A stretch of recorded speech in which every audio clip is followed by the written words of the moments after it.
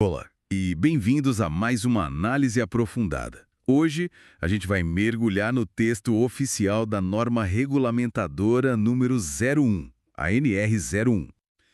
Se a gente pensar assim no conjunto de regras de segurança do trabalho no Brasil, a NR01 é a norma-mãe.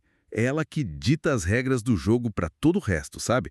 O alicerce mesmo. Exato. E a nossa missão aqui é destrinchar essa norma. Entender o que ela diz e principalmente o que ela significa na prática.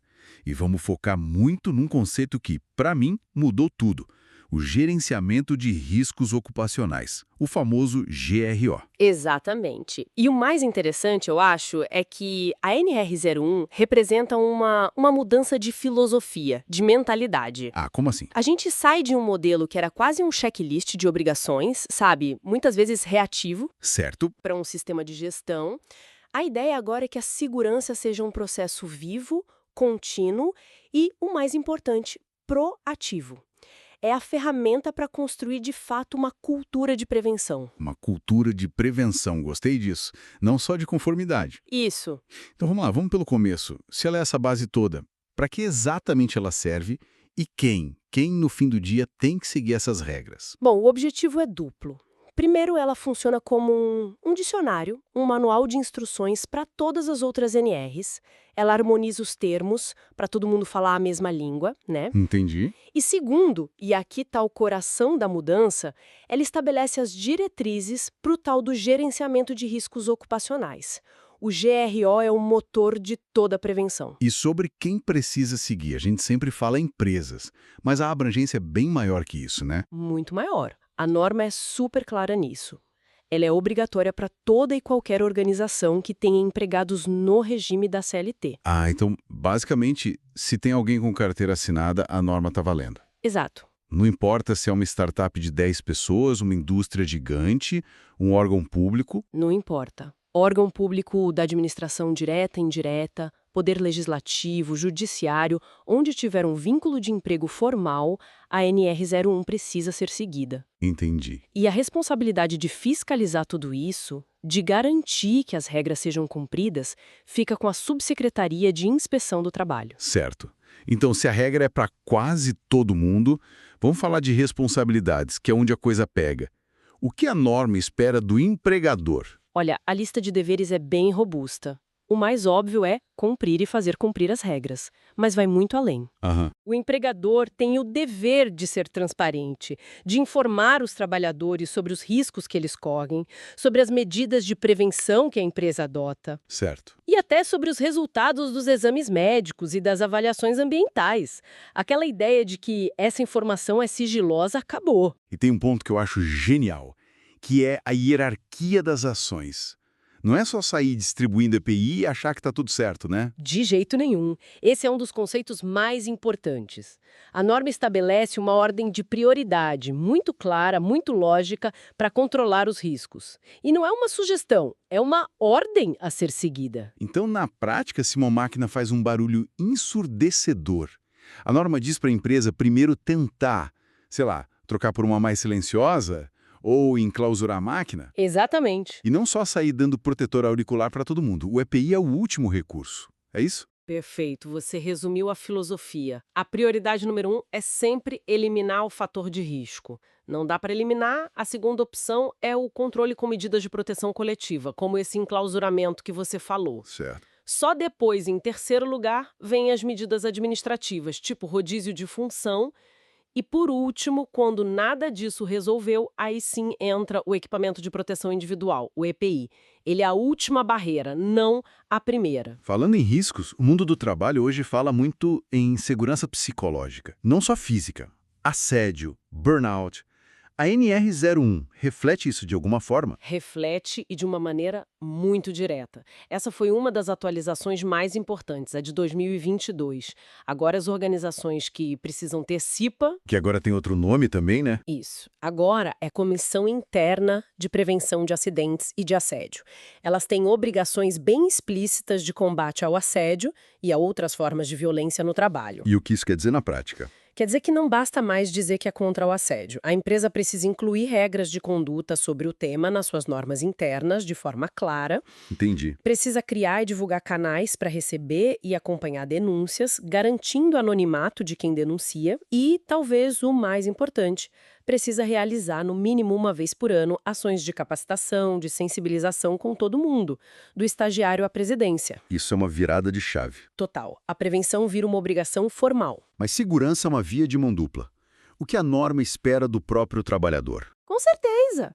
O trabalhador também tem seus deveres. Ele precisa seguir os procedimentos de segurança, usar o EPI que a empresa deu e usar corretamente. Claro. Colaborar com a empresa na implementação das normas e também fazer os exames médicos. A norma é bem séria nisso. Uma recusa sem justificativa é considerada ato faltoso. Mas e se ele se depara com um perigo real? Ele não é obrigado a se arriscar. Tem o famoso direito de recusa, que eu acho um mecanismo poderosíssimo. Exatamente. É um direito fundamental. Se um trabalhador identifica uma situação que, na avaliação dele, é um risco grave e iminente à sua vida ou saúde, ele tem o pleno direito de parar o que está fazendo. E aí, Ele comunica o superior imediatamente que tem que resolver. E o mais importante, o empregador não pode exigir que ele volte ao trabalho enquanto o risco não for corrigido. E, claro, o trabalhador não pode sofrer nenhuma punição por isso. é uma ferramenta de autoproteção na hora, né? Exato. Certo. Já cobrimos o quem e o quê. Agora vamos para o como. Você disse que o coração da norma é o gerenciamento de riscos ocupacionais, o GRO. Vamos destrinchar isso. O GRO é a grande mudança de paradigma. Antes, o foco era muito no documento, no PPRA. Aham. Agora, o foco é no processo. O GRO é esse processo contínuo que a empresa tem que ter para identificar perigos, avaliar os riscos e controlar. Ele nunca para, é um ciclo. Então, se o GRO é o processo, onde entra o PGR, o Programa de Gerenciamento de Riscos, que todo mundo fala? Ótima pergunta. É a dúvida de muita gente. Eu gosto de usar uma analogia. Pensa no GRO como a filosofia de saúde de uma pessoa, o compromisso contínuo de levar uma vida saudável. Certo, faz sentido. O PGR, por sua vez, é o plano de treino detalhado e a ficha da academia. É o documento que materializa essa filosofia, que diz quais exercícios de segurança vão ser feitos, quando, por quem. Ah, boa analogia. Então, um é a estratégia viva, o outro é a tática documentada. Perfeito, é isso. E como funciona esse ciclo de gerenciamento? Quais são as etapas desse treino? O ciclo é bem definido. Começa com o levantamento preliminar de perigos. É quase uma triagem, uma olhada rápida para identificar os riscos mais óbvios que dá para resolver na hora. Para apagar os incêndios mais evidentes, digamos assim. Exato. Se o perigo não pode ser eliminado de cara, a gente vai para a segunda etapa, identificação de perigos. Aqui o trabalho é mais fino, descrever o perigo, a fonte, as possíveis lesões e, muito importante, quem está exposto. Ok. A terceira etapa é a avaliação de riscos ocupacionais. É aqui que a gente mede o tamanho do problema, combinando a severidade da lesão com a probabilidade dela acontecer. Daí sai uma classificação de risco. E a quarta etapa? É o controle dos riscos, que é onde a gente define e implementa as medidas de prevenção, seguindo aquela hierarquia que a gente já falou. É um processo bem estruturado. E como tudo isso é documentado, para não se perder, aí entra o PGR, né? Precisamente. O PGR, como documento, tem que ter no mínimo duas partes essenciais. A primeira é o inventário de riscos. Ele é a grande fotografia da situação de risco da empresa. Entendi. Ele consolida tudo: a identificação dos perigos, a avaliação dos riscos, as medidas de controle que já existem. É um documento vivo que tem que estar sempre atualizado. E tem aquele detalhe do tempo de guarda, né? 20 anos. É um registro de longo prazo da saúde da empresa. E a segunda parte? A segunda parte é o plano de ação. Se o inventário é a força do presente, o plano de ação é um mapa para o futuro. É um cronograma. Certo.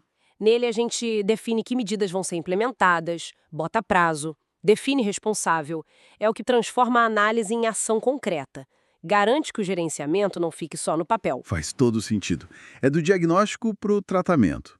A norma também parece ter se modernizado em outros pontos, tipo treinamento e digitalização, finalmente abandonando a papelada. Sim, a norma abraçou a tecnologia.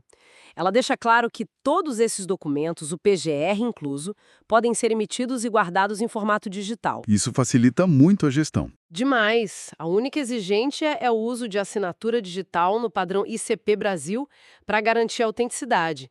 É o fim da era do arquivo de aço empoeirado. E os treinamentos? A era digital chegou lá também. Chegou, mas com regras. A norma permite o treinamento na modalidade EAD, mas estabelece critérios bem claros para garantir a qualidade. Não é só botar um vídeo no ar. Eu ia perguntar justamente isso. Um treinamento de segurança à distância. Funciona mesmo? Não corre o risco de virar só um clique aqui para continuar sem ninguém prestar atenção? É um risco real.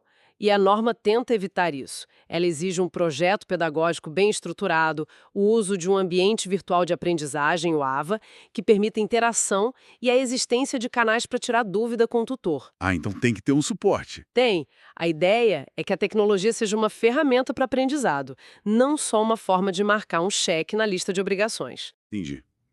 Olha, todo esse processo de GRO, PGR, inventário, plano de ação, parece bem robusto, mas também complexo. Eu fico pensando no pequeno empresário, no dono da padaria. A norma prevê alguma diferença para eles? Esse é um ponto importantíssimo. Sim, a norma prevê um tratamento diferenciado para não inviabilizar os pequenos. Para o microempreendedor individual, o MEI, a regra é simples. Ele está dispensado de elaborar o próprio PGR. Mas tem uma pegadinha aí, né? Se esse MEI presta serviço dentro de uma empresa maior, Exatamente. A responsabilidade não some. A empresa contratante tem que incluir esse MEI nas suas ações de prevenção e no seu próprio PGR. A responsabilidade é compartilhada. certo? E para as micro e pequenas empresas? Para as microempresas e empresas de pequeno porte, as MEs e EPPs de grau de risco 1 e 2, que são atividades de baixo risco, Ok. E que no levantamento preliminar não identificam exposição a agentes físicos, químicos e biológicos, elas também ficam dispensadas de elaborar o PGR. Ah, então elas só precisam declarar que não tem esses riscos. Isso, elas fazem uma declaração de inexistência de riscos num sistema digital e pronto. Essa é uma distinção crucial, porque é muito fácil um dono de pequena empresa ouvir dispensado do PGR e pensar, ótimo, não preciso me preocupar com nada disso.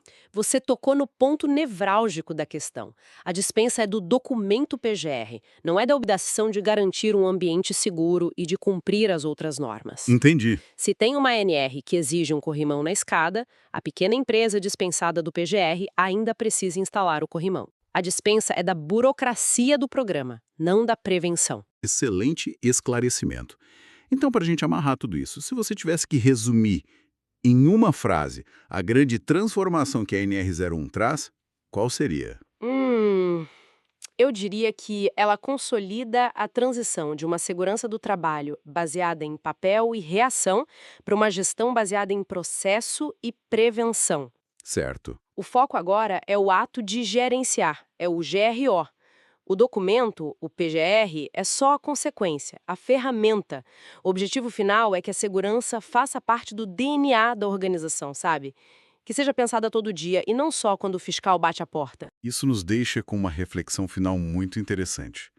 A norma agora exige formalmente que o gerenciamento de riscos inclua a prevenção ao assédio, a atenção a fatores psicossociais.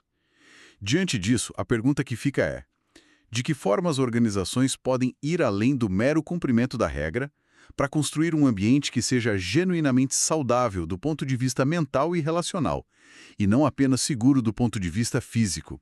É um desafio que vai muito além de qualquer documento.